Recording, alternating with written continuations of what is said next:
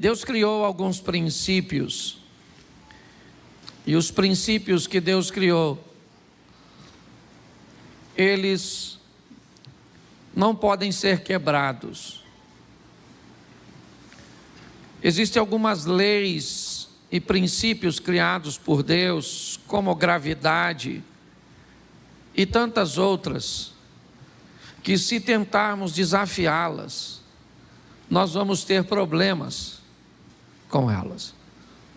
E uma das leis criadas por Deus é a lei da semeadura.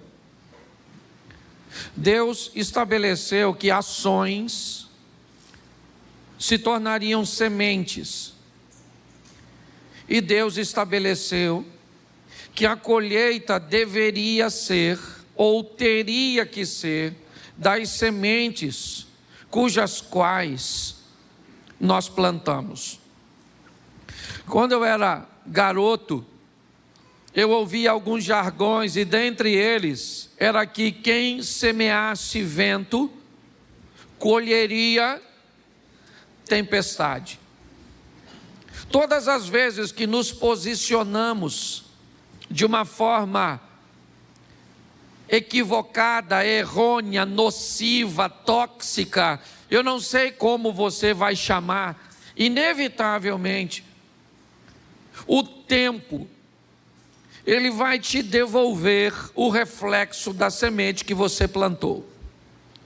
Quando algumas pessoas vêm me pedir conselhos, eu digo para elas dizem: pastor, o senhor acha que eu estou certa ou eu estou errado? Muitas vezes eu digo: olha, infelizmente eu não tenho essa resposta tão precisa quanto você gostaria, mas eu posso te garantir que o tempo vai tirar sua dúvida. O tempo vai dizer se você tomou a decisão certa ou a decisão errada, porque ele vai te trazer de volta o reflexo ou a reação da semente que você estabeleceu. Eu tenho falado muito disso aqui no Projeto Recomeçar, uma igreja cuja qual nós temos um senso de responsabilidade da nossa vida muito grande, onde nós aqui entendemos que Deus, o Todo-Poderoso, Ele não vai nos abençoar, Ele já nos abençoou. Nós já somos abençoados. O grande problema é que Ele nos deu uma liberdade cuja qual nós temos muita dificuldade para gerenciar. Eu aprendi que todas as pessoas que tomam decisões assertivas, positivas e que têm resultados favoráveis e agradáveis, eles são admiradores profundos do livre-arbítrio. Ele acha que uma das coisas melhores que Deus fez no mundo foi dar a seus filhos o direito de escolha, porque o resultado dessas pessoas são positivos. Mas todas as vezes que alguém acaba tomando caminhos errados e sofrendo com os resultados de suas sementes, essas pessoas começam a julgar a Deus. Onde o Senhor estava?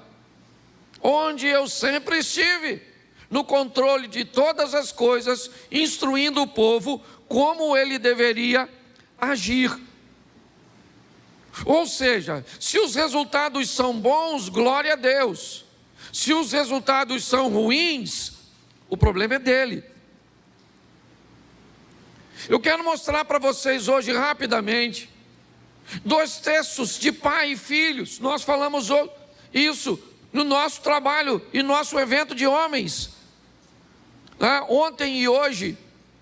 E eu quero te mostrar como as coisas funcionaram nesse ambiente bíblico e tirar dele algumas lições para a minha e para a sua vida. 2 Crônicas, capítulo 28. É a continuidade, da temática dos reis ou da monarquia de Israel. São os cronistas narrando, ou repetindo algumas histórias um pouco mais detalhadas. E aqui a história de Acais. Acais tinha 20 anos de idade quando começou a reinar, e reinou 17 anos em Jerusalém. Ao contrário de Davi, seu predecessor, não fez o que o Senhor aprova. Ele andou nos caminhos dos reis de Israel e fez ídolos de metal a fim de adorar os Baalins. Queimou sacrifícios no vale de Ben-Rimom e chegou até a queimar seus filhos em sacrifício, imitando costumes detestáveis das nações que o Senhor havia expulsado de diante dos israelitas. Também ofereceu sacrifícios e queimou incenso nos altares idólatras, nos altos das colinas e debaixo de toda a árvore frondosa. Por isso, o Senhor, o seu Deus, entregou-o nas mãos do rei da Síria. Os arameus o derrotaram, fizeram muitos prisioneiros no meio do seu povo e os levaram para Damasco. Israel também lhe infligiu grande derrota. Olhe para mim aqui, porque eu quero conversar com vocês. Nós estamos olhando a decisão de um grupo bem pequeno, e aqui particularmente de um rei. Um rei que toma uma decisão, mas uma nação que vai colher o resultado da decisão que o rei tomou. O que me indica que nós precisamos melhorar a qualidade das pessoas que colocamos no poder e que deixamos responsáveis por tomar decisões sérias sobre a nossa vida. Isso vale desde um chefe de família, que ao se tornar um líder que toma decisões que podem fazer com que sua casa, sua família, seus filhos, seu casamento cresça, como fazer com que a derrota se estabeleça e se instaure no ambiente familiar.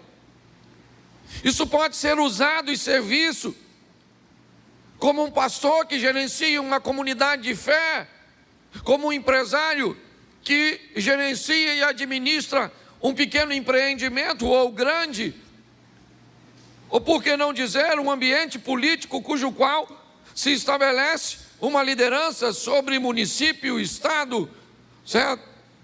Sobre o país. O que nós estamos vendo é que Acás tinha 20 anos de idade quando ele começa a reinar em Jerusalém. E ele opta por fazer coisas ruins.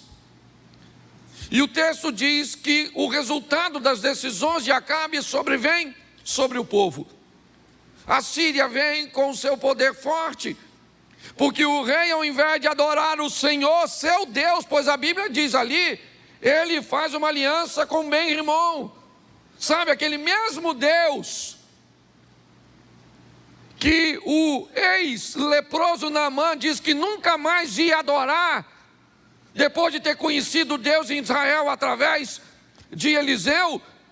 O rei de Israel olha e diz: já que eles estão ganhando, a Síria está ganhando, então eu vou trazer para cá e vou introduzir na minha vida a adoração a esse Deus.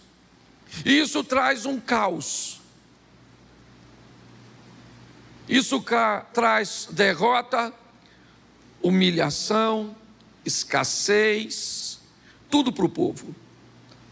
Jerusalém está vivendo isso. E é debaixo disso que as coisas vão transicionar. Acás morre e seu filho Ezequias assume o governo. E agora o que Acás deixou de herança para Ezequias foi humilhação. Coloca para mim o primeiro versículo do capítulo 29, pois é lá que eu quero falar, mas eu precisava mostrar o pano de fundo. Esse rapaz chamado Ezequias, ele cresceu num ambiente de derrota. Ele cresceu num lar de humilhação. O ambiente que treina Ezequias não é um ambiente próspero, não é um ambiente de fé, não. Ezequias é alguém que tem todas as desculpas do mundo, talvez como você e eu, para justificar o nosso fracasso mediante o que nós vivemos. Eu não sou um bom pai porque não tive um bom pai. Eu não sou um bom gestor porque não aprendi a ter uma boa gestão. Eu não consigo me relacionar com Deus porque a minha família não tem uma história de fé. Eu não consigo me manter casado, eu não consigo ser fiel porque na minha casa, e de onde eu vim, eu cresci no meio da infidelidade. Quando nós olhamos para as heranças que nos deixaram, talvez elas sejam um forte argumento para que você se ampare, se escore, ok? Utilize como muleta essa desculpa. Ezequias também teria isso. A vida desse camarada tinha tudo para ser um caos. O pai dele morreu, e essa transição de morte de Acais para a gestão de Ezequias não precisa, na verdade, acontecer com a morte. Não, a palavra morte, o teor da palavra morte, quer apenas dizer separação. Nós podemos aplicar isso aqui de uma forma muito clara. Quando eu tenho condições o suficiente para me separar de meu pai, economicamente, me separar de meu pai, né? Emocionalmente, quando eu tenho condições de viver a minha própria vida, quando esse cordão umbilical vai ser cortado, como é que eu vou me comportar agora, fora desse ambiente? Me parece que é apenas isso. Aqui Acais morreu, de verdade. Ezequias assume o governo, e um governo da sua própria vida, porque seu pai não está lá mais para ver. E agora, como é que ele age mediante a isso? É isso que eu queria ver com vocês. Por quê? Porque quando eu era apenas um itinerante, eu saía daqui para pregar uma mensagem na Assembleia de Deus da Penha, do pastor Silas Malafaia. E depois eu voltava para casa. E o que eu preguei lá, o efeito na vida dos membros, eu não via.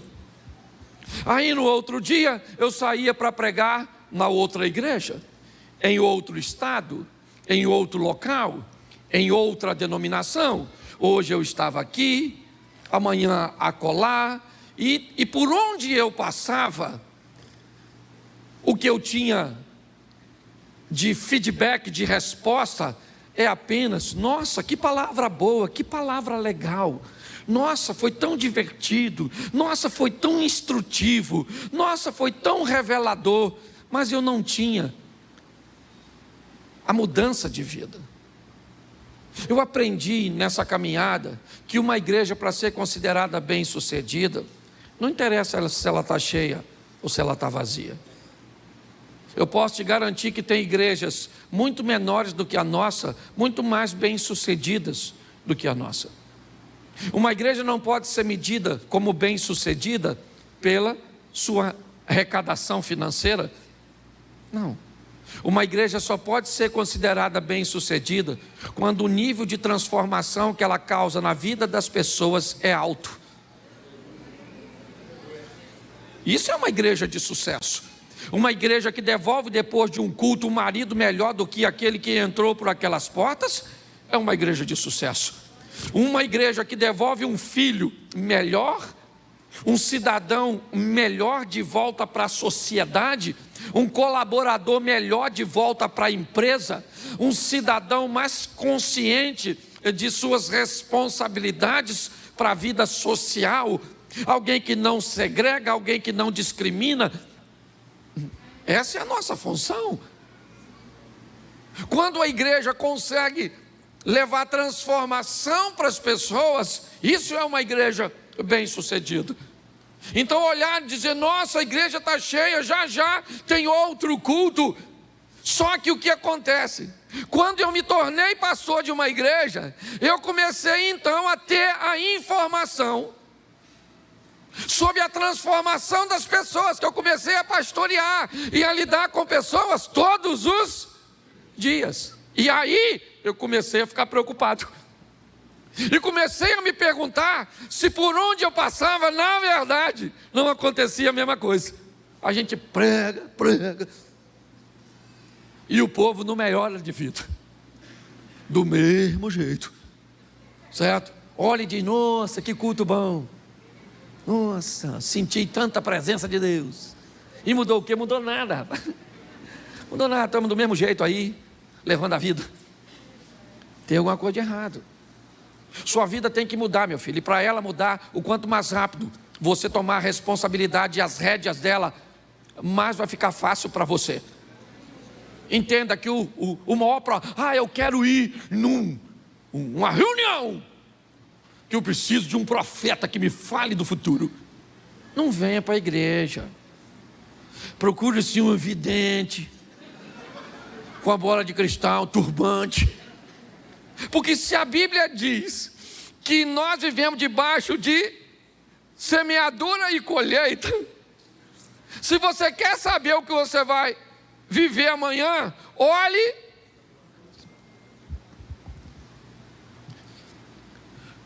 Você come muito hoje, emagrece ou engorda amanhã? Nossa, que revelação, agora eu virei profeta.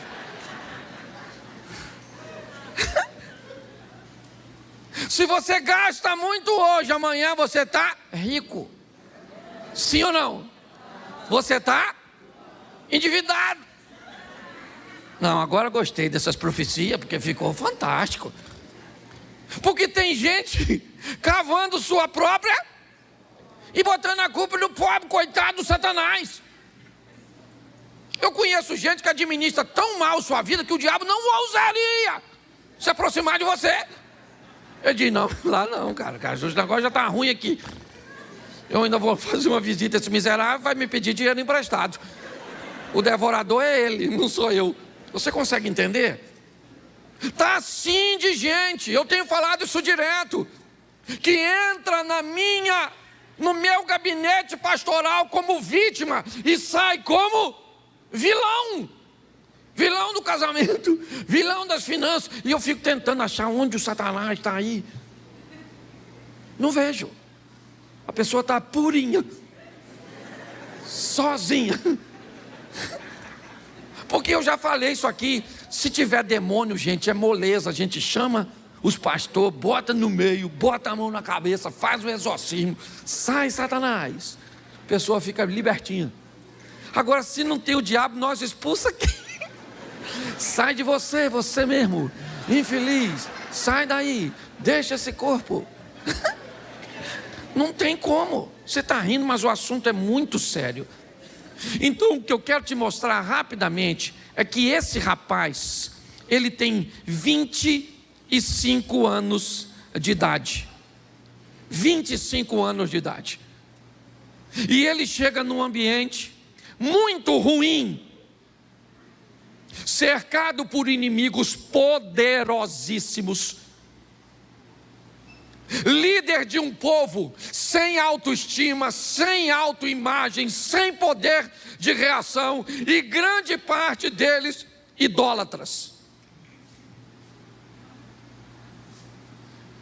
Ezequias é alguém que vai conseguir sobreviver e retirar recursos de onde os recursos não têm ou não existem. Ele é um grande exemplo para mim. Por quê? Porque ele cresceu vendo uma coisa que ele não quer para a vida dele. E agora? Agora chegou a vez dele subir no palco da vida e protagonizar a sua própria história. Foi assim com você, foi assim comigo. Chega um momento que a vida pega você e diz assim: ó, vai embora. Seu pai já não tem mais tanto domínio sobre você. Outras pessoas, a não ser que você deixe. Algumas pessoas são tão subjugadas em seus lares de formação que quando chega a hora delas tomarem decisões, elas não conseguem. Ficam retraídas, preocupadas em tomar decisões e enfrentar críticas. Vamos onde?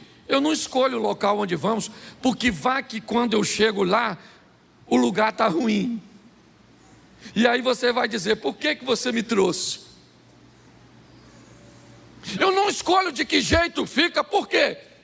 Porque se alguém chegar depois e disser que esse contrabaixo não ficou bom aqui, ele é feio, todo mundo vai descobrir que ele só está ali porque eu decidi que ele estaria.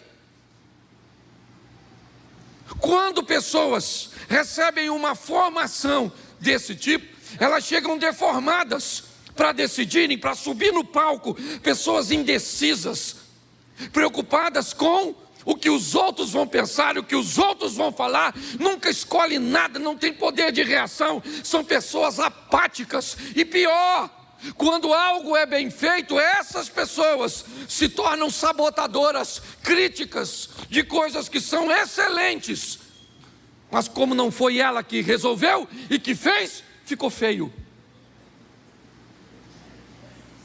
É assim que funciona.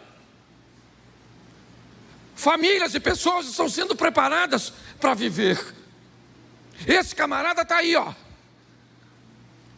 25 anos de idade, começou a reinar, e 29 anos reinou em Jerusalém. O nome de sua mãe era Abia, filha de verso 2. E ele fez o que o Senhor, tal como tinha feito. Quem era o pai dele? Mexa na memória aí, rapidinho. Quem era o pai dele?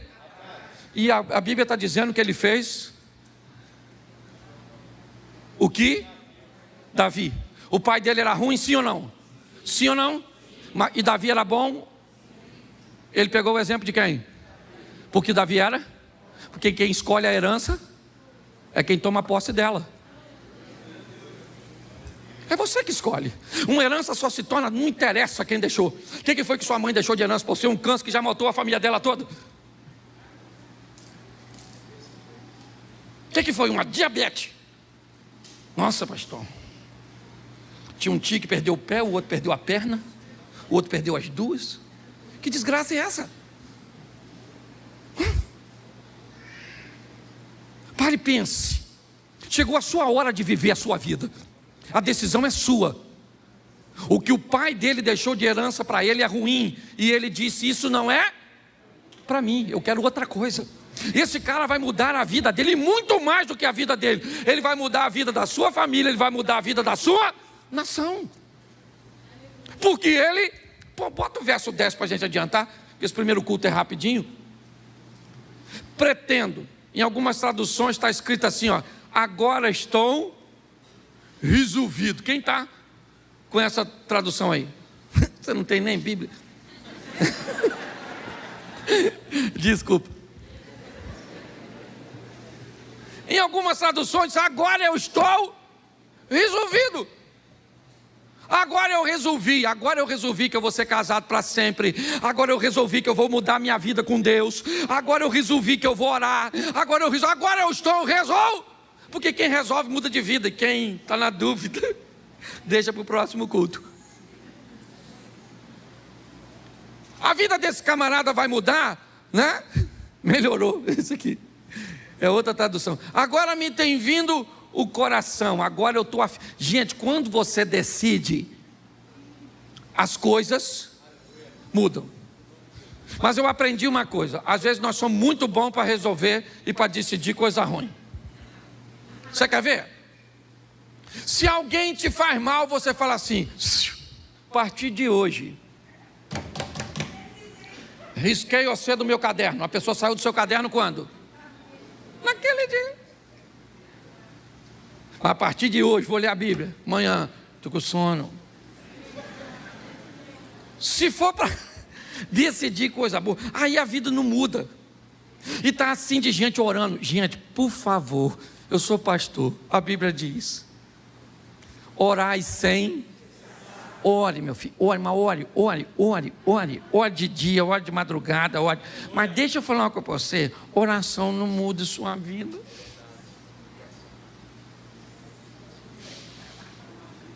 E sabe o que é pior? Quando você ora muito e vê o outro se dando bem, orando menos que tu.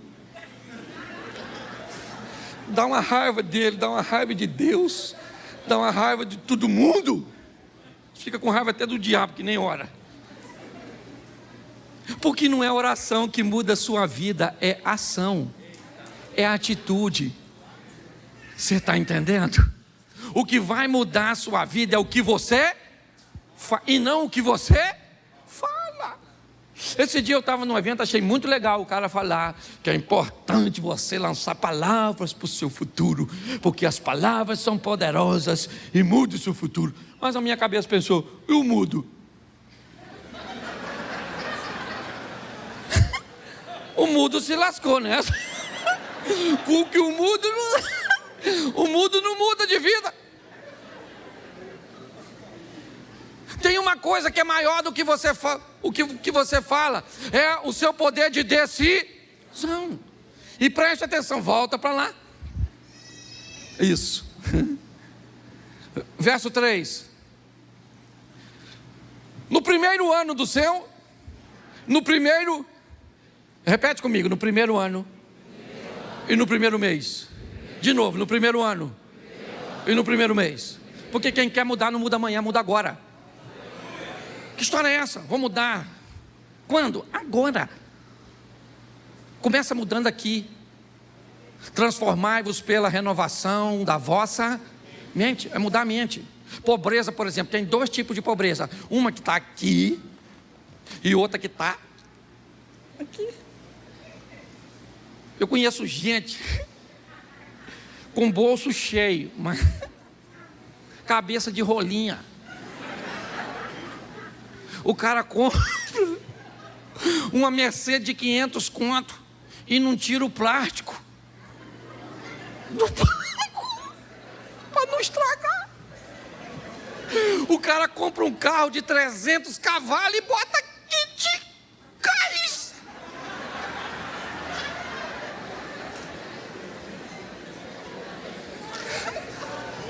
Você perdeu o ânimo de pregar? O bolso dele está cheio, sim ou não? Mas a cabeça é pobre. Já tem gente que não tem nada mas a pessoa é riquíssima de mente. Eu sei que aqui tem gente muito mais assim, e um deles é aquele que vos fala. Essa mulher minha é riquíssima de mente. Dinheiro não tem. Gente rica de mente. Amém? Quando eu olho para esse camarada, eu vejo que ele muda. Quando? Na hora. Sua vida está ruim, quando você tem que mudar? Agora. Qual é o dia mais importante da sua vida? Qual é o momento mais importante? Então, querido, seu casamento muda hoje, muda aqui, muda agora. Sua saúde muda hoje, muda aqui, muda agora. O Brasil muda hoje, muda aqui, muda agora, porque nós lançamos palavra profética sobre ele. Quando nós olhamos para isso, o que ele fez com as portas da casa do Senhor? Ele fez o quê? Ele abriu e... porque o pai dele quebrou e fechou. Verso seguinte. Trouxe os sacerdotes e os levitas e os ajuntou na praça. Sacerdotes que o pai dele tinha desempregado e ele empregou. O pai do Ezequias apagou uma lâmpada aqui, Ezequias. O pai de Ezequias fechou uma porta aqui, Ezequias. O pai de Ezequias despediu os sacerdotes que Ezequias contratou. Quando? No primeiro ano, no primeiro... Então, uma coisa muito importante é você olhar para a sua vida hoje, seja qual for, emocional, material ou espiritual, e descobrir se ela está no nível que você deseja, ou se o que você tem hoje é uma realidade, mas que ainda não é seu ideal. Pois é você que decide. Se você quer empoderar o diabo, você tem todo o direito. Você tem todo o direito. Você diz o poder que Ele tem sobre a sua vida. Pastor, mas isso é possível? A Bíblia diz que era possível fazer isso com Jesus. A Bíblia diz que quando Jesus entrava na cidade de Nazaré, Ele não podia fazer muitos milagres lá. Por que é que Jesus não podia fazer muitos milagres em Nazaré? Porque Nazaré inibia o poder de Jesus? É lógico que não. É porque como Jesus cresceu em Nazaré, para Nazaré muitas pessoas viam Jesus como uma pessoa comum. Jesus era poderoso em qualquer lugar, mas quando Ele estava perto de pessoas que achavam que Ele não tinha poder porque se tornava comum, inevitavelmente ali não podia acontecer muita coisa. É você que determina que poder o Senhor tem na sua vida, na sua casa, nos seus negócios. É você, é um nível de intimidade que você deseja estabelecer com Ele. Ezequias é alguém que o que ele está fazendo é o seguinte: ele olhou para a vida dele e disse: eu não quero isso para mim, e eu não quero isso para o meu povo, para o povo que agora eu me tornei rei. Meu pai morreu. Meu pai hoje vive noutra casa, noutra vida, está separado de mim. Sabe? Hoje eu peguei agora e estou vivendo a minha vida, mesmo que eu more ainda embaixo do mesmo teto, mas chegou a hora de eu assumir a minha responsabilidade. E é isso que ele está fazendo. Ele está fazendo o oposto. Coloca aí, depois você lê em casa, não dá para ler tudo, verso 5. Olha o que ele está dizendo, levitas, ouve levitas. Ó levitas, santificai-vos agora, santificai a casa do Senhor, Deus de vossos, e tirai do santuário, isso, quem levou para o santuário a imundícia? Os pais. O que ele está dizendo é o seguinte: se os nossos pais erraram ou não, seria bom se eles tivessem acertado. Talvez o acerto dele me colocasse numa vantagem, mas isso não foi verdade. Eu cresci numa família disfuncional. Eu cresci num ambiente que não foi tão favorável. Tá bom, querido, tá legal. Você viveu num ambiente de escassez, num ambiente de violência doméstica, num ambiente de abuso sexual. E tá bom. A gente já sabe disso. Isso não é um privilégio só seu, não. Só que passou. Chegou a sua vez de subir no palco da vida, e a caneta que escreve o teu futuro não está na mão do seu pai, está na mão do Senhor dos Exércitos. É isso. Então não adianta. Ezequias olha para isso e ele está dizendo: vamos tirar do santuário. Vamos para o Novo Testamento para ficar fácil de colocar isso. Deus não habita em templo feito por mãos de... Se aqui o santuário que tem imundícia era o templo, hoje o santuário que tem imundícia é a nossa mente. Remova a imundícia. Por quê? Verso 6. Agora ele começa a dizer o motivo. Porque os nossos pais, eles transgrediram. Eles fizeram o que era mal aos olhos do Senhor, nosso Deus, e o deixaram. Desviaram o rosto do tabernáculo do Senhor e lhe viraram as costas. Verso 7. Também fecharam as portas do alpendre, apagaram as lâmpadas, não queimaram incenso, nem ofereceram holocausto no santuário do Deus de Israel. Já que eles fizeram tudo isso, olha o que Ezequias disse, verso 9. Isso. Volta no 8, por favor, perdão.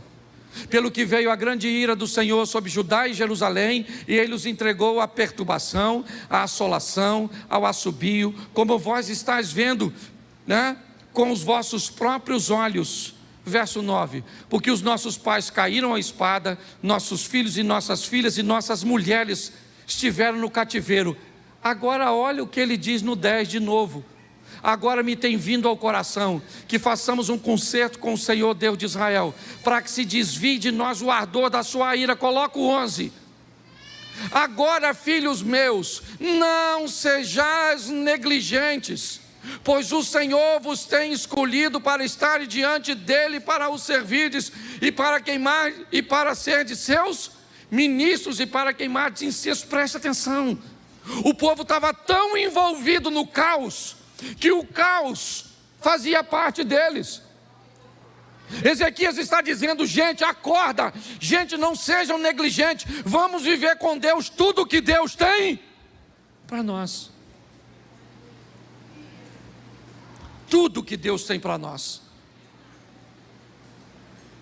O que Deus está dizendo é que nós estamos chegando na reta final. É importante nós amadurecermos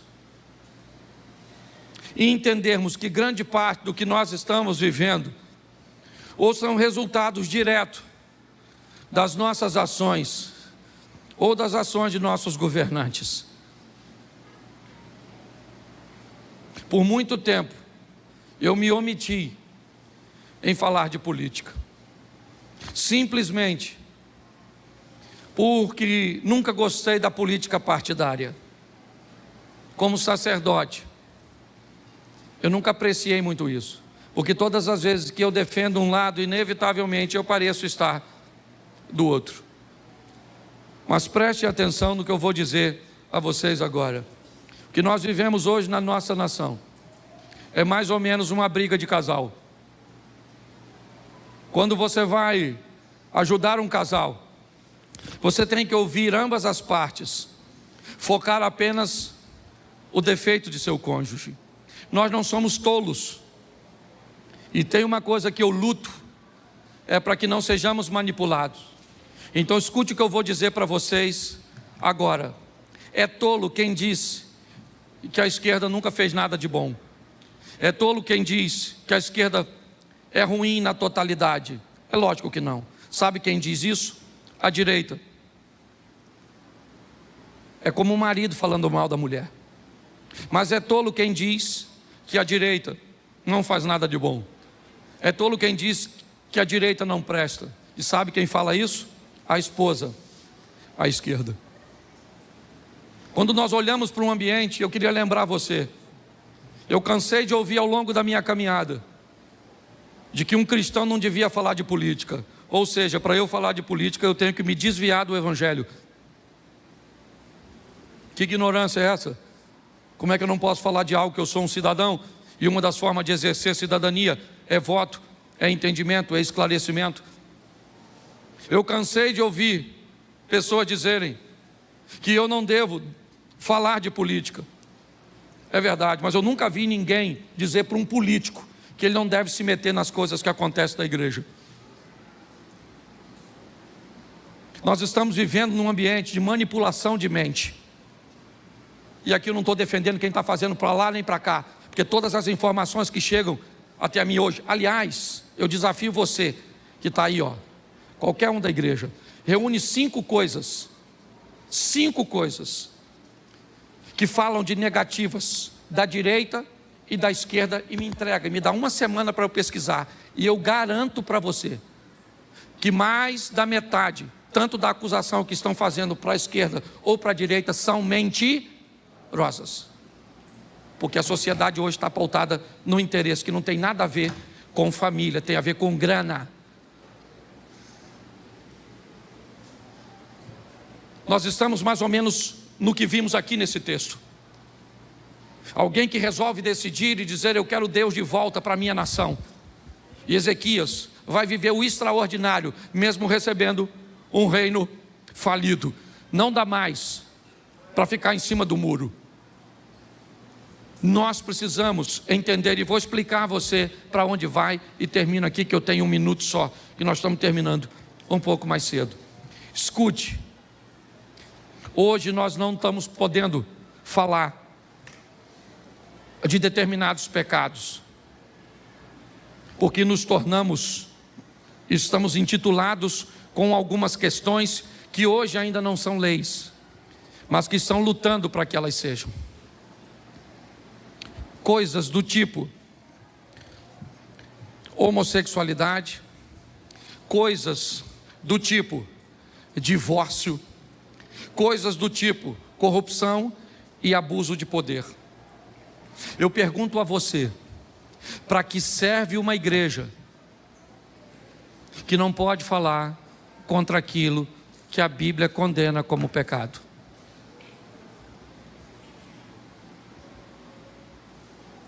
Pare e pense. Não estou colocando você contra nada. O que eu quero é que você raciocine. O que eu quero é um país. Eu amo minha nação. Eu amo. Eu nunca imaginei que eu amava tanto o Brasil como eu amo. Como eu gosto do lugar onde eu estou inserido, como Xerém. Eu amo. Nós estamos tendo a oportunidade de lutarmos. Pastor, mas está escrito na Bíblia, vai tudo se cumprir. E o que é que a gente pode fazer? Pelo amor de Deus. Pelo amor de Deus. Pela Bíblia a gente morre lutando. É assim que funciona. Eu vou lutar pela família. Eu vou lutar pelo meu neto, pelos meus filhos, pela igreja. Eu vou lutar pelos valores bíblicos. É isso. É só isso. Como Ezequias, resolva. Dobre seu joelho. Não é pedir para um homem. A guerra não é isso. Não é Lula, Bolsonaro. Que história é essa? Eles têm um sopro de vida. Estou vendo pessoas que deixaram de falar umas com as outras por causa disso. Não quero saber se é um ou se é o outro. O que eu quero saber, eu quero andar tranquilo na rua. O que eu quero saber é de precisar levar alguém que passou mal para um posto de saúde, ter atendimento, saber que nossos filhos estão sendo criados num ambiente de ensino saudável. É isso. E eu sei que você também quer isso. Então não vamos dar ouvido para essas situações, não. Eu acho que a gente precisa fazer as nossas manifestações pacíficas, sim. E aqui eu tenho gente de esquerda. Não vou pedir para você levantar a mão, não. Mas eu sei que tem. E não precisa ir embora, não, porque aqui a gente dá liberdade para você. Porque é seu direito. E ninguém pode cercear isso. Nós precisamos entender isso e amadurecer. Por quê?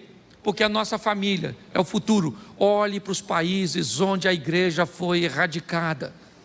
Se você tem filho, quem aqui está intencionado? Se você tivesse intencionado, tem um filho que quer que ele estude, você quer que ele estude onde?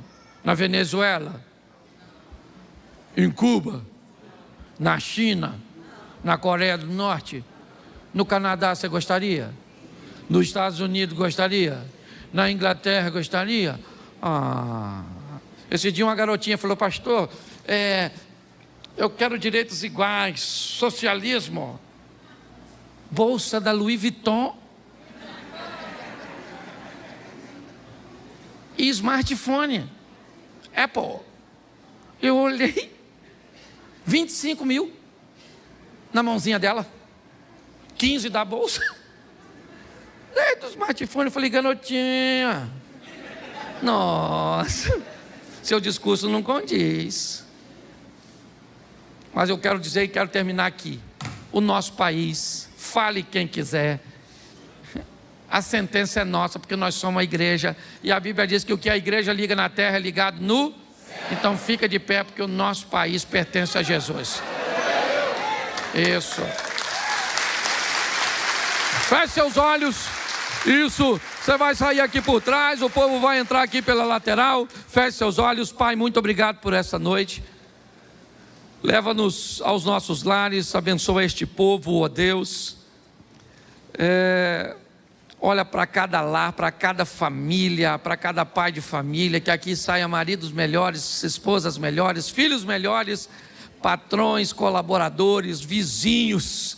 Nós vamos sair daqui melhor do que entramos, porque a tua palavra, ela não volta vazia sem antes fazer aquilo que lhe apraz. Te damos graças por tudo, que tenhamos uma semana de boas notícias, uma semana de bons negócios, em nome de Jesus. Você pode dizer amém? Amém. João capítulo 8, verso 1, coloca o texto na tela para mim, por favor. Vamos ler alguns versículos, depois eu vou discorrer com vocês de uma forma mais pausada. Jesus, porém, foi para o Monte das Oliveiras. Ao amanhecer, ele apareceu novamente no templo, onde todo o povo se reuniu ao seu redor, e ele se assentou para ensiná-los. Os mestres da lei e os fariseus trouxeram uma mulher surpreendida em adultério e fizeram-no ficar em pé diante de todos. E disseram-lhe a Jesus: mestre, essa mulher foi surpreendida em ato de adultério. na lei, Moisés nos ordenou apedrejar tais mulheres. E o Senhor, o que diz? Eles estavam usando essa pergunta como armadilha, a fim de terem uma base para acusá-lo. Mas Jesus inclinou-se e começou a escrever no chão com o dedo. Visto que continuavam a interrogá-lo, ele se levantou e lhes disse: se algum de vocês estiver sem pecado, seja o primeiro a atirar pedra nela. Inclinou-se novamente e continuou escrevendo no chão. Os que o ouviram foram saindo, um de cada vez, começando pelos mais velhos. Jesus ficou só com a mulher em pé diante dele. Então Jesus pôs-se em pé e perguntou-lhe: mulher, onde estão eles? Ninguém a condenou? Ninguém, Senhor, disse ela. Declarou Jesus: eu também não te condeno. Agora vá e abandone a sua vida de pecado. Feche os seus olhos. Senhor nosso Deus e Pai, em nome de Jesus, eis aqui a tua palavra. Continua falando conosco. Usa-me como um canal de bênção nesta hora, pelo poder do nome de Jesus. Amém. Glória a Deus. Amém? Preste atenção, pois essa história começa pela manhã. O texto diz que pela manhã cedo, Jesus está no templo e pela manhã cedo, uma mulher está sendo removida para fora da cidade para ser apedrejada. Bom, por que é que Jesus foi para o templo para ensinar? Por que é que uma mulher está sendo conduzida para fora da cidade para ser apedrejada? Isso não tem a ver com amanhã, isso tem a ver com a noite. Quando nós olhamos para essa história, nós precisamos entender que seja você pobre, rico, seja você são ou doente, seja você culto ou indouto, seja você brasileiro ou japonês, todos nós temos 24 horas por dia. Todos nós. Nós temos diferença de fuso horários, até aqui mesmo no Brasil, algumas cidades do norte, às vezes são 1, 2 horas de diferença da nossa, ok? Você tem algum país na América do Sul, né? Outro país além do Brasil que tem diferença de fuso horário, mas em qualquer lugar que você for no mundo, são 24 horas para quem? Para todo mundo. Quando nós vamos olhar esta passagem, nós temos que entender que a noite anterior foi a mesma para Jesus, foi a mesma para a mulher, foi a mesma para Pedro, foi a mesma para Maria, mãe de Jesus, foi a mesma para Lázaro, foi a mesma para Bartimeu, para Zaqueu, para a mulher do fluxo de sangue. A noite anterior foi a mesma para todos. Se você observar, hoje, para chegarmos até aqui, todos usufruímos da mesma carga horária. Ninguém que chegou até aqui, chegou a esse momento 18h38, ok? E chegou aqui apenas com a oportunidade de 17 horas. Não. Eu cheguei aqui com a oportunidade de 18h38. Você chegou aqui independente de quem você seja, de por onde você passou, de que horas você acordou, do que você comeu. O que o texto está querendo me mostrar é que a noite foi para Jesus a mesma noite que foi para a mulher. Jesus não recebeu nenhuma vantagem como ser humano no que diz respeito a isso. Ele veio cumprir as leis humanas. Então o que eu quero transmitir para você é que o tempo é o mesmo para todos. A diferença vai se estabelecer no que você resolveu fazer no tempo que lhe foi concedido. Escureceu para quem? Para Jesus. Ele vai fazer o quê? Vai para o monte orar, meditar, conversar com seus discípulos. É para lá que ele vai. Escureceu para a mulher. O que a mulher vai fazer? Vai se deitar com um homem que não é dela. Por quê? Porque ela quis. Ela podia subir o monte para orar? Sim ou não? Jesus podia deitar com a mulher que não fosse dele? Sim ou não? Sim ou não? Sim. Ele foi? Não. Por quê? Porque ele decidiu. Você decide se estuda ou não, se briga ou não, se come ou não, se trabalha ou não, se lê ou não, se faz fofoca ou não, se ora ou não. Você define o que você vai fazer com o seu tempo. O resultado disso é outra história. A noite foi a mesma para os dois, mas o dia não vai ser o mesmo para os dois. Há uma opção na hora de semeadura, de escolha, mas não há uma opção na hora da colheita. Na manhã seguinte, e ela amanheceu para Jesus, para a mulher, para Zaqueu, para Bartimeu, assim como a manhã de hoje amanheceu para todos nós. Provavelmente alguns aqui hoje brigaram em família.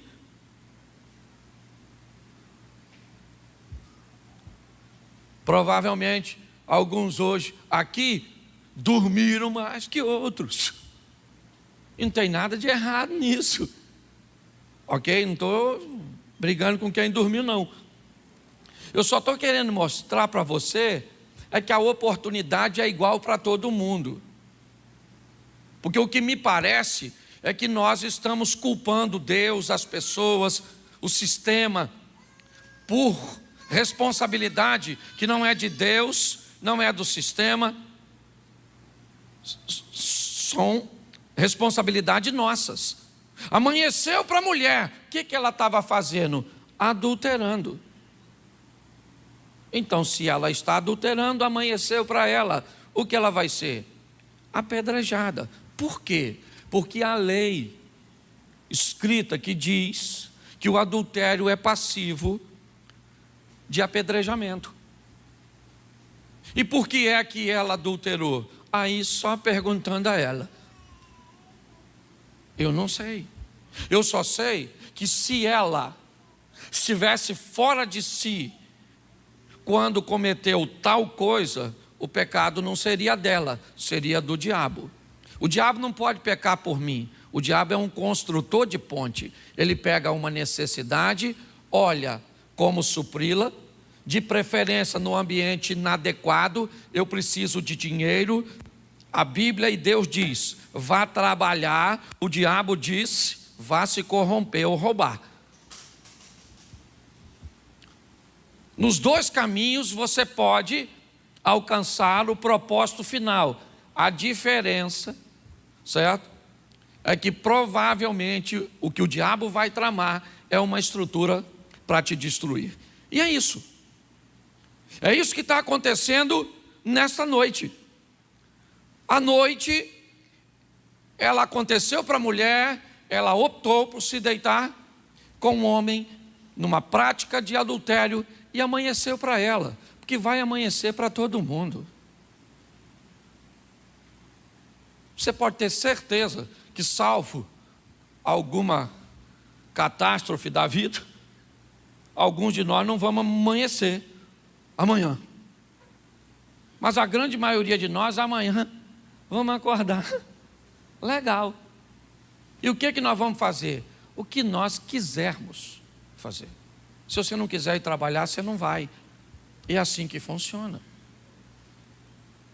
O que eu tenho descoberto ao longo da minha vida, e principalmente nesses últimos tempos, que quando eu olho para uma vítima hoje, e eu começo a conversar com essa suposta vítima, eu descubro que, na verdade, ela é o vilão da noite.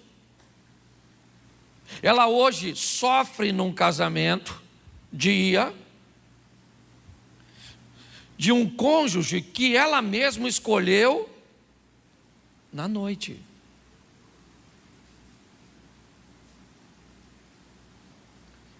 Eu tenho me deparado muito com isso.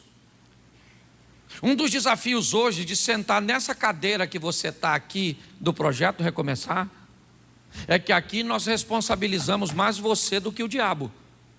Porque para mim e para o Projeto Recomeçar, o nosso Deus é muito mais poderoso que o nosso adversário. É assim que funciona. Se você está acostumado a enfiar o pé na jaca e culpar o Satanás, vá para outra agência. Porque aqui a gente responsabiliza você. A dona está lá, estou com pena dela. Eu não tenho. Nossa, pastor, o senhor acha que ela deveria ser apedrejada? Eu não, eu acho que ela quis. Mas e agora, pastor, o que vai ser dela? O que vai ser dela? O futuro dela é ir para fora da cidade e ver as pessoas apedrejaram. É isso. E como isso pode mudar? Bom, a não ser que aconteça um reajuste de rota, é para a morte que ela está indo. Porque o erro conduz a isso, à humilhação, ao caos, ao fracasso, à dor, à perda. É assim que funciona. Por quê? Porque Satanás não quer sofrer sozinho. Ele quer companhia, dividir seu sofrimento e sua dor. Nesse ambiente, é o que nós vemos.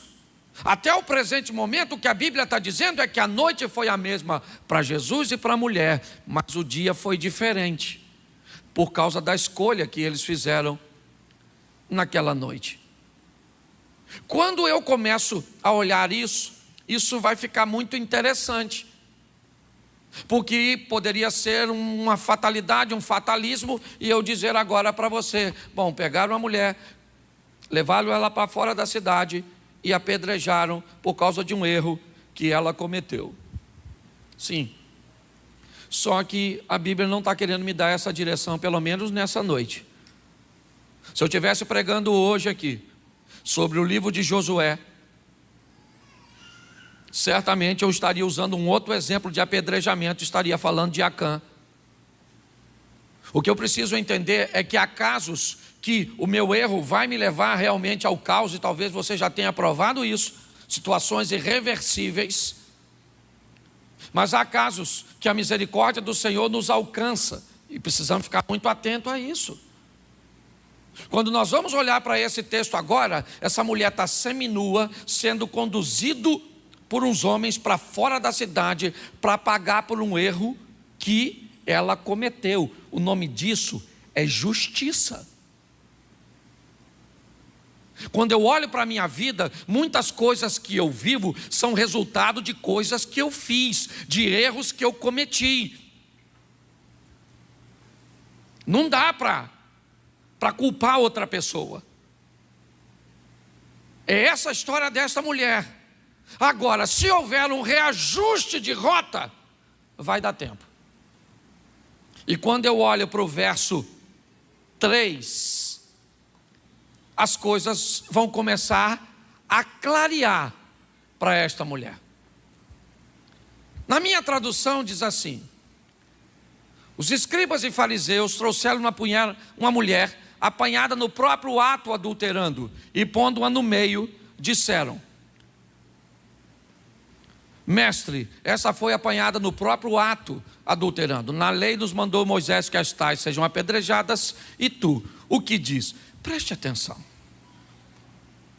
Alguém muda a rota dessa mulher, não é ela. Ela não tem autoridade. Ela está de cabeça baixa, indo para um apedrejamento.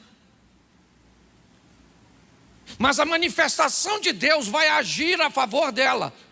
Por quê? Por causa da misericórdia. A Bíblia diz que as misericórdias do Senhor são a causa de nós não sermos consumidos. Ela não tem voz ativa. Ela está indo, cabecinha baixa, provavelmente, meio que despida, pois foi pega em flagrante. Mas o problema é que alguém vai levar essa mulher para Jesus. Alguém vai mudar a rota. Quando um pecador, quando alguém que comete um erro, quando alguém que comete um delito, quando alguém que está enfrentando um problema muito grave, recebe a oportunidade de passar por Jesus, fique atento, porque dele vai vir mais uma oportunidade para você consertar a sua rota. Aqueles homens vão pegar aquela mulher e vão levar para Jesus.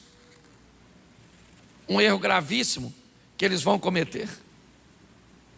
O texto diz, volta no 3, por favor. Se quer ficar nessa tradução, ficaria bem. Isso aí. Escribas e fariseus trouxeram-lhe uma mulher apanhada em adultério. Eles estão levando a mulher para quem? Para Jesus, sim ou não? Sim.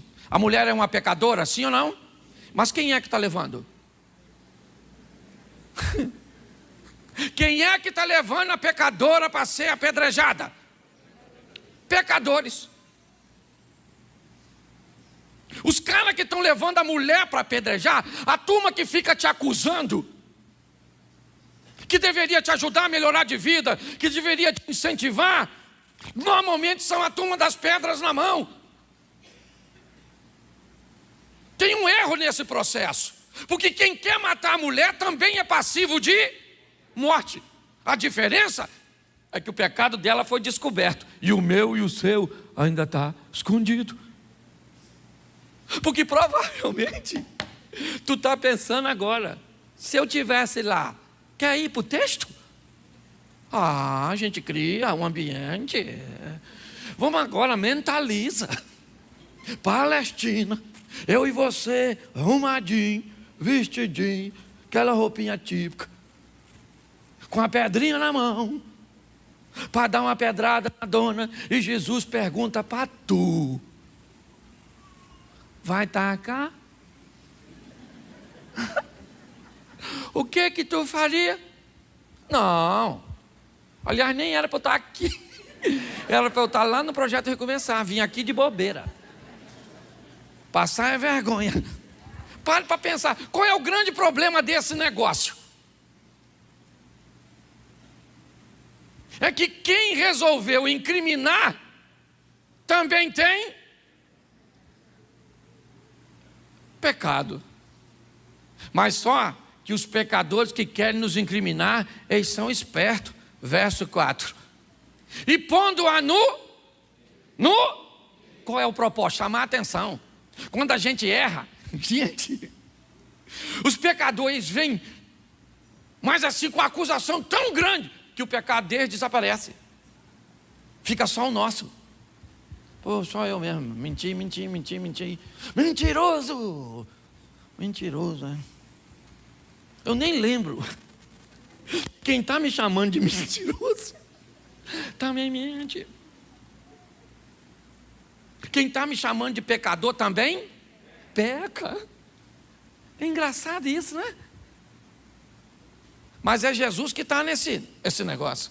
E quando essa acusação começa a acontecer, o verso 4 diz que eles fazem da mulher, ou pelo menos do erro dela, o centro. Coloca ela no meio, joga ela, fala alto: olha, essa mulher foi pega no próprio ato adulterando. Vamos embora, vamos chamar a atenção para o pecado, porque se eu chamar a atenção para o pecado dela, corre o risco do meu passar despercebido.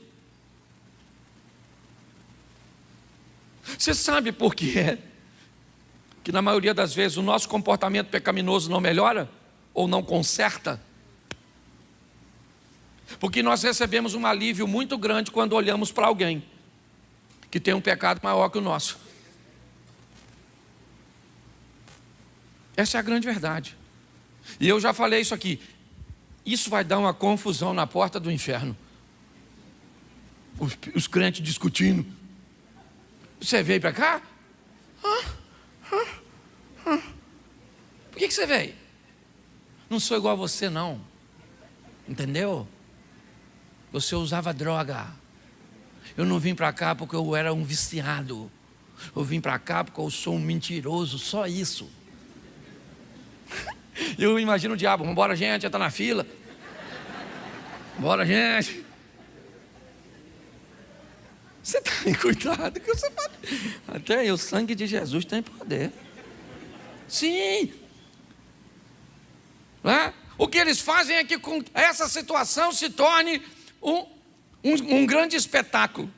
Olha o que ela fez. Olha onde ela fez. Olha com quem ela fez. E ela merece receber uma punição pelo que fez. É tudo isso que estão falando. Porque o propósito do mal é chamar a atenção para aquilo que você fez de errado. É dizer que o que você fez ontem não vai te ter a oportunidade de você ter um amanhã. Você está num lugar que tem o propósito de trazer esperança. Então não sei o que você fez ontem. Pode ter sido ruim. Porque tem gente que é especialista em autodestruição. Tem gente que você já vai estar 10, 9, 8.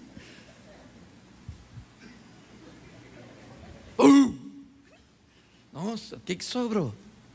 Não sobra nada do casamento, não sobra nada das finanças, não sobra nada, sobra nada. Mas o mais interessante é o verso 6. Isso diziam para que tentando tivesse do que o acusar, mas Jesus, inclinando-se, escrevia com o dedo em terra. Preste atenção aqui. Estão dizendo para Jesus que aquela mulher tem pecado, que ela merece ser morta por apedrejamento, que ela adulterou. E Jesus simplesmente abaixa e não oferece nenhum nível de atenção. Jesus não está interessado naquele tipo de acusação. Não. O título de acusador é dado ao seu oponente, Satanás. Quando começam a falar coisa da mulher, perguntinha, o que eles estão falando a respeito dela é verdade ou mentira? Verdade ou mentira? Mas Jesus ainda assim não dá atenção. Ele não está interessado nas acusações. Não. Ele abaixa e não está nem aí. E o pessoal está falando dos defeitos da mulher. As pessoas estão falando do que ela fez. Ela está dizendo o que ela fez para si mesma. Provavelmente ela não esboça resistência, porque talvez acha que mereça receber a sentença. Porém, ela está diante de uma oportunidade. Quem é que está diante dessa oportunidade? Eu e você hoje.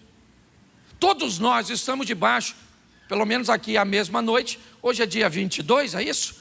Sim ou não? Que horas é no seu relógio? Isso. 19. Está mudando um pouquinho, só porque... Mas deu para notar que tem alguém aí com 18 horas no relógio? 18 horas você? Em ponto? Então dá uma olhada nesse relógio seu que parou. Tem alguém com 21? Não, porque a hora é a mesma para todos. O que Deus está dizendo é: agora é a hora que eu estou te dando para você mudar a sua vida. Está todo mundo escutando a mesma coisa. Não muda senão. Quer sair daqui para ser apedrejado pela vida? Vai embora. Quando nós olhamos, nós vemos que não há interesse em Jesus. Ele não está interessado no assunto. Mas, ainda no verso 6, diz que o pessoal está interessado que ele fale alguma coisa. Tentando, o pessoal ficava falando: fala Jesus, fala, taca a pedra nela ou não taca? Taca ou não taca? Taca ou não taca? Fala aí Jesus, fala aí.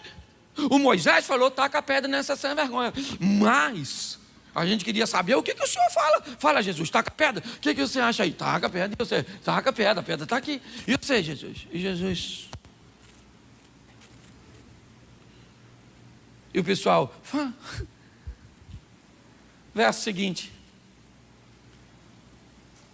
Como se insistisse em perguntar, ele endireitou-se e disse: O que Jesus falou?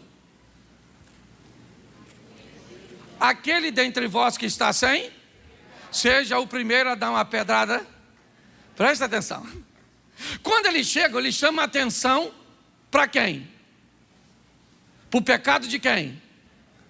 Aí Jesus falou, vou entrar nessa brincadeira. Vocês gostam de chamar a atenção para o pecado dos outros? Vieram no lugar errado, porque eu não tenho. Aquele dentre vós que está sem pecado, seja o primeiro a dar uma pedrada nela. Agora desgraçou tudo. Porque tirou a atenção do pecado da dona e botou a atenção no pecado deles. Ficou um olhando para o outro, pensando, caramba, poxa, mas não era disso, né? Ela não veio aqui apedrejar quem? Não é ela? Mas e agora? Ele perguntou para a gente. E preste atenção, porque uma ordem foi dada. Jesus não está perguntando se alguém tem pecado. Jesus está dizendo, aquele que está sem pecado, taca a pedra.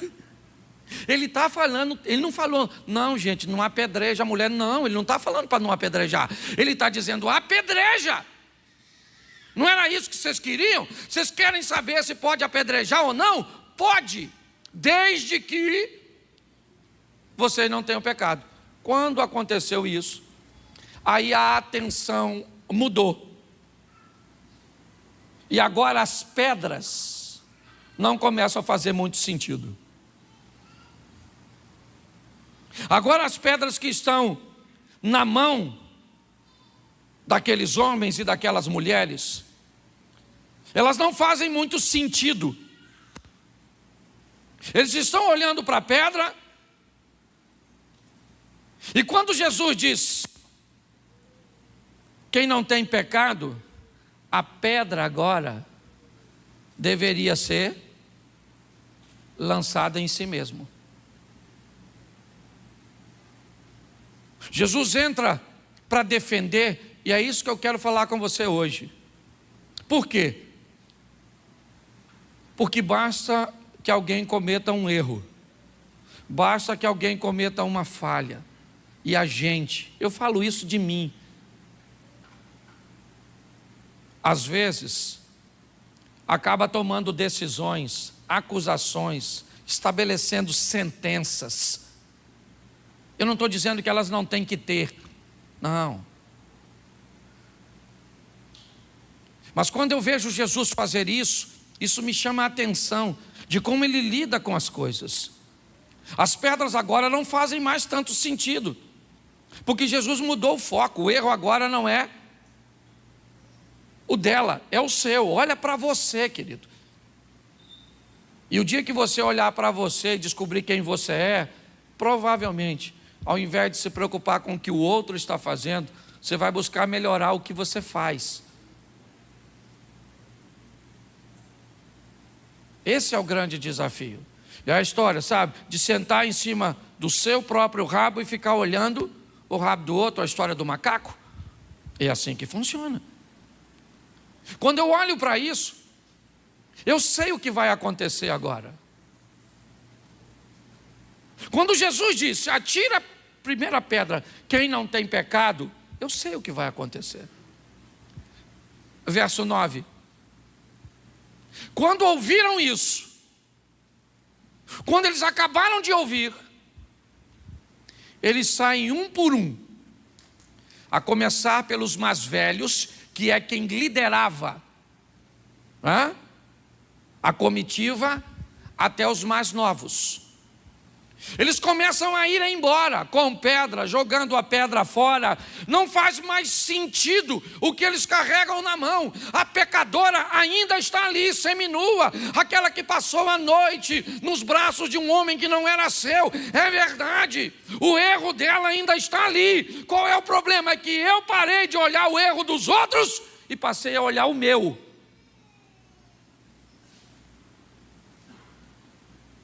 Passei a olhar para mim. E quando eu olhei para mim, eu não gostei do que vi. Eu não gostei do que eu senti, eu não gostei do que eu falei, eu não gostei de como eu procedi. Não, mas eu não. É você que está errado, é minha mulher que está errada, é meu filho que está errado, é meu vizinho que está errado, é o camarada do carro da frente que está errado, é a esquerda, é a direita, é fulano, é ciclano, está todo mundo errado. Porque eu não consigo olhar para mim. Eu estou sempre focado no que está acontecendo na vida dos outros. Me parece que o único que pode ter uma visão clara, nítida, e que não tem vergonha de olhar para si mesmo, é Jesus. Ele pode olhar para ele e não enxergar nele o pecado que eu enxergo em mim. Por isso que ele não tem problema. Ele não precisa acusar a mulher. Por quê? Porque os outros acusam a mulher e acusam as pessoas para se livrar de suas próprias culpas. Ah, por que eu traí? Porque ela não é uma boa esposa. Nossa, que argumento extraordinário. Ah, por que você é rebelde com seu pai? Ah, porque ele é meio bruto. Ah, por que você não pagou fulano? Porque eu não recebi. Nossa. Sempre tem uma desculpa para se desviar. Para Jesus não. Então agora eu tenho certeza que todos vão embora. E agora vai ficar no ambiente quem tem que estar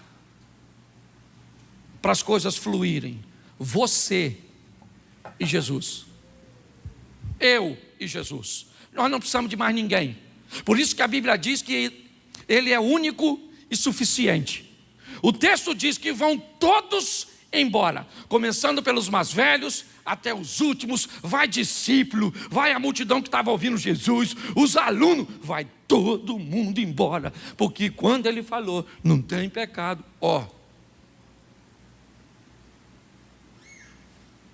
ficou ele e ela. A mulher que estava no meio, ela ainda está no meio. Sabe o meio, o lugar onde o pecado dela foi exposto, ainda está lá, patente, está lá. E naquele ambiente, Jesus e ela, isso, é você e Jesus. É você e Jesus, não, preste atenção, seu pai não tem que estar lá, não. Eu vou encontrar com Jesus, mas levo o meu pai. Não, pastor, eu não levo meu pai. Leva. Você leva seu marido. Você pega e vai encontrar com Jesus e leva alguém que te fez algo lá atrás. Aí vai ficar difícil. Nesse encontro, é você e ele. Ele é particular. Ele é pessoal. Vai embora todo mundo e fica Jesus e a mulher. Os dois. É assim que acontece. O ambiente agora está certinho, como deve acontecer. Você veio aqui na igreja hoje para quê? Para ter um encontro com Jesus, para prestar seu culto. Esse encontro vai ser feito entre você e Jesus. Seu marido está sentado do seu lado, mas não é agora, é você e Jesus. É seu pai e Jesus. Tira esse trauma, tira essa lembrança, tira essa terceira pessoa ou essa terceira emoção que está querendo entrar nesse ambiente, porque não vai rolar. Todos vão embora e ficaram só Jesus e a mulher que estava no meio. O texto quer indicar quem é essa mulher. Ela é a mesma que foi colocada no meio, aquela mulher que passou a noite adulterando, enquanto Jesus passou a noite orando. O pecado dela ainda está do mesmo jeito, só que agora ela está sozinha com Jesus. Ela e Jesus. Um ambiente propício. Mas, quando isso acontece, olha o que ele pergunta para ela. Endireitando-se Jesus, e não vendo ninguém mais do que a mulher, estava só ela, ele pergunta: onde estão os teus acusadores? Escute isso agora. Se você gosta de anotar, seria bom para você nunca mais esquecer, e todas as vezes que estiver vivendo, vale a pena. É uma coisa que eu costumo usar meio como um ritual sobre o meu erro. É uma coisa minha, talvez te ajude. Onde estão os teus acusadores? Bom, primeiro acusador meu, nome Satanás. Onde ele está? No mundo espiritual. O que ele vai fazer? Me oprimir. Quando eu cometo um erro, há uma dificuldade grande de recuperação por causa do ambiente espiritual que eu começo a enfrentar. É o acusador. Ele começa a agir de uma forma muito forte na minha vida. Segundo, eu vou receber a acusação das pessoas, aquelas que sabem o que eu fiz, aquelas que sabem como eu sou, aquelas que conhecem o meu defeito, a minha falha, o meu erro. Inevitavelmente, eu vou ter que lidar com a acusação física, a acusação das pessoas, os fatos, que muitas vezes são verdadeiros. Seria tão bom se todo mundo que falasse mal de nós só falasse mentira. Esses dias eu fui reclamar com um camarada, falei: rapaz, o fulano de tal está falando mal de mim. E como eu tenho uma turminha que me instrui, e eu escolhi uma turma mesmo para me dar uns puxãozinhos de orelha, sabe que o cara falou comigo? Fique tranquilo, Cláudio, ele não sabe o quão ruim você é, não. Ele não falou tudo, não. Eu falei: nossa, não era isso que eu queria ouvir. Quando nós olhamos aqui, o que nós vemos é que pessoas vão nos acusar. E pasmem vocês, você vai se acusar. O ambiente de acusação, ele é espiritual, ele é físico e ele é emocional. Tem gente que tira a sua própria vida por causa da combinação desses três. Vou te dar um exemplo aqui. Eu fui esses dias no Nordeste e o filho de uma cantora no Nordeste se suicidou. Um adolescente tirou sua própria vida porque gravou um vídeo brincando com os amigos e recebeu o título de gay. Pressionado e acusado por pessoas, pressionado e acusado por si mesmo, e pressionado e acusado pelo mal, ele tirou a própria vida. O ambiente de acusação, ele é terrível.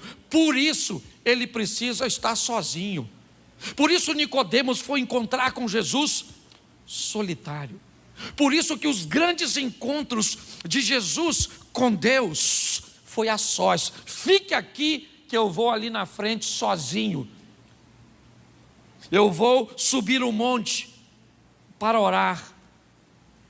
Eu quero ficar só. Lembra Moisés? Lembra Elias? Lembra Eliseu? Lembra essa turma de ficar? Porque tem o a sós, ele é importante. Você e Deus para corrigir sua rota. Agora está, certo? Somente Jesus e a mulher.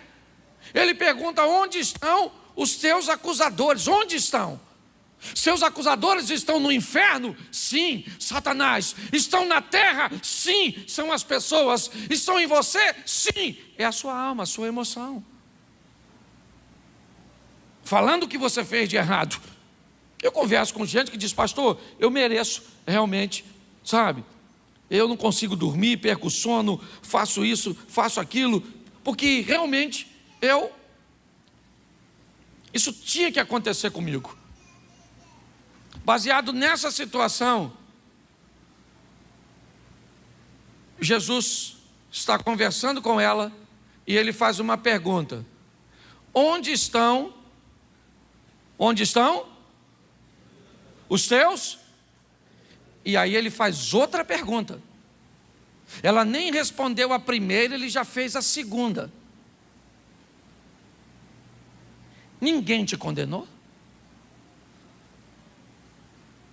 Ele perguntou: onde estão os teus acusadores? E a pergunta hoje para você: está dentro de você? Está no lugar que você trabalha? Está com a pessoa que dorme contigo, que mora na tua casa? É isso? Que pega muitas vezes o seu comportamento e utiliza, atirando em você com munição que você mesmo deu? É assim que funciona? O que é? É o diabo que está te atingindo? Quem é? Onde estão os teus acusadores? Em que lugar? Identifique. Mas como ela está na presença de Jesus? A Bíblia diz que nenhuma condenação há para quem está em Cristo Jesus. Aí ele pergunta: ninguém te condenou? E quando ele pergunta, ela responde para a gente terminar. O que ela disse? O que ela disse? Ninguém, Senhor. Agora, ninguém me condenou. Ele disse: bom, se ninguém te condenou, eu também, nem eu também te condeno.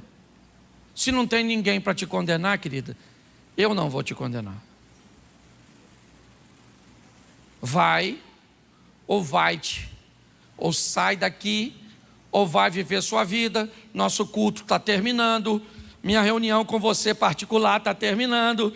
Você chegou aqui envolta em acusadores, sua história se transformou num espetáculo, todo mundo ouviu que você é uma adúltera, eu tive que colocar todos eles no lugar deles.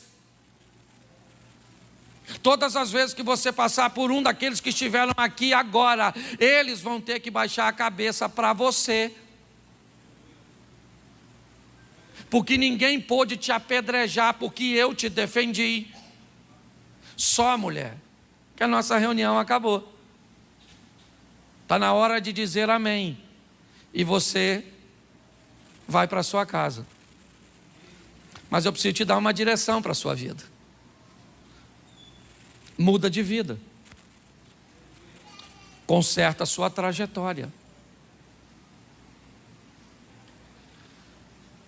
Talvez, eu digo nosso, até porque estou pregando num ambiente onde não cabe a nenhum de nós, nem você que está na sua casa, nenhum nível de acusação para ninguém. A pergunta é: como é que nós saímos da presença dele depois de uma reunião como essa? Onde o propósito dele é nos dar mais uma oportunidade. Ah, não, pastor, eu não preciso. Mas por que você não precisa? Pô, pastor, aqui na igreja tem tanta gente pior do que eu, poxa. Fulano ali se envolve com fofoca, o outro não paga fulano, o outro não sei o quê, o outro dá cheque sem fundo, o outro posta uma foto quase nua. Pô, pastor, você vem falar comigo que eu tenho que melhorar? Dá uma olhada para essas outras ovelhinhas suas.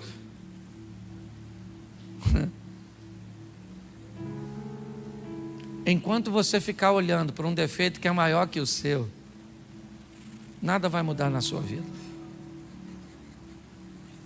Arrume um lugar para você estar com Cristo a sós, você e Ele. Deixa a máscara cair. Ontem eu vi um relacionamento acabar, o camarada sequer sabe por que acabou,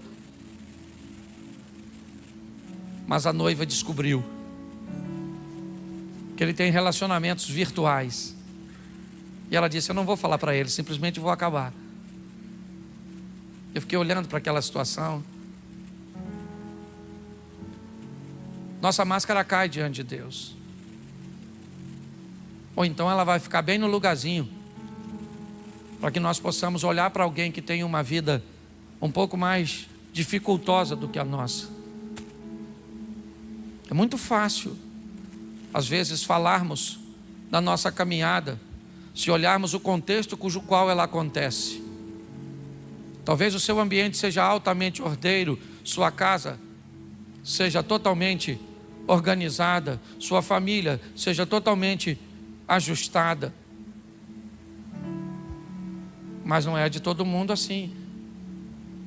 Tem gente que está aqui na igreja e sai daqui para viver num ambiente religioso altamente eclético. É protestante, é católico, é espírita, é macumbeiro, seja no ambiente de trabalho, seja no ambiente... Eu não estou falando defeito de nada, não.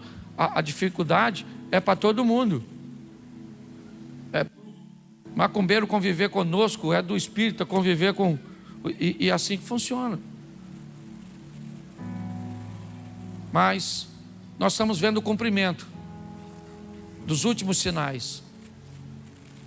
Jesus Cristo vai voltar para buscar a sua igreja, muito longe desses dias.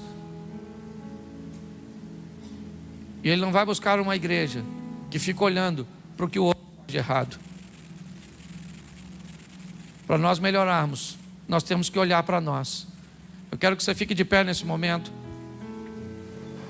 Saia daqui para viver uma semana extraordinária, mas uma semana real, onde você vai ter um particular com Jesus.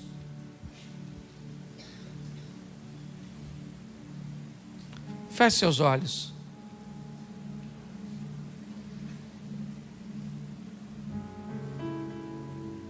Eu não sei o que você fez. Eu não sei o que te causou aquilo que você fez. Eu só sei que Deus está te dando uma oportunidade de mudança, de corrigir sua rota. Ele te deu a oportunidade de passar por aqui porque quer mudar a sua vida. Saia daqui hoje. Ah, pastor, o que vai mostrar isso? O tempo. O tempo é um funcionário de Deus. Volte aqui daqui a 10 anos e veja como nós estamos. Volte aqui daqui a 10 anos e veja como está o meu casamento, o seu casamento, a minha vida financeira, a sua vida financeira, a minha vida profissional, a sua vida profissional. O tempo é um funcionário de Deus para esclarecer as coisas, para mostrar se as rotas estão certas. Não deixe seu passado neutralizar o seu futuro. Dê uma oportunidade, uma chance para você mesmo. Pai, muito obrigado por esta noite. Muito obrigado a Deus pelo ensinamento das noites que nos expõe a tomarmos decisões. Mas no dia que virá depois dessa noite, onde as nossas decisões virão as claras e trarão resultados, que sejamos assertivos em nossas decisões, para que possamos, ó Deus, viver coisas extraordinárias. Abençoa a nossa casa, abençoa a nossa família, abençoa a nossa caminhada de fé.